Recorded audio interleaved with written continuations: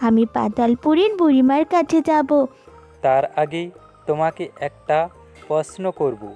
তুমি যদি প্রশ্নের সঠিক উত্তর দিতে পারো তবে তুমি পাতালপুরীর বুড়িমার কাছে যেতে পারবে। আমি প্রস্তুত।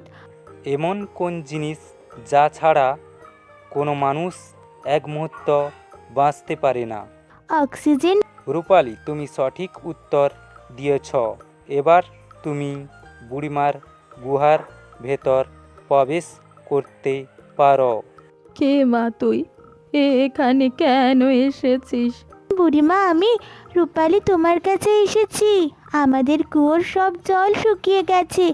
জলের অভাবে আমাদের ক্ষেতের সব ফসল নষ্ট হয়ে যাবে। এই সমস্যার জন্য আমার বাবা খুব চিন্তায় আছে।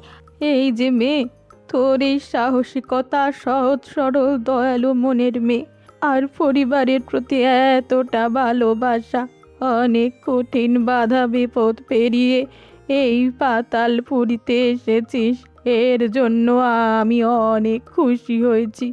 তারপর পাতালপুরীর বুড়িমা তার জাদুদণ্ডের দ্বারা রূপালীদের কুয়োর জল আবার ফিরিয়ে দেয়। বুড়িমা, তোমাকে ধন্যবাদ। আমি তাহলে আসছি। হ্যাঁ হ্যাঁ, সাবধানে যাস। তারপর রূপালী পাতালপুর থেকে ঘরে চলে আসে। এরপর রবি মনের সুখে তার ফসলের খেতে জল দেয়। রবির পরিবারে সবার মুখে আগের মতো হাসি ফিরে আসে।